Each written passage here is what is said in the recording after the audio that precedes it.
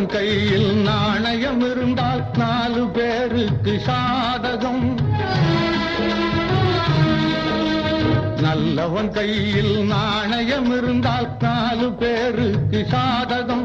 அது பொல்லாதவனின் பையில் இருந்தால் எல்லா உயிர்க்கும் பாதகம், எல்லா உயிர்க்கும் பாதகம். நல்லவன் கையில் நாணயம் இருந்தால் 4 பேருக்கு சாதகம்.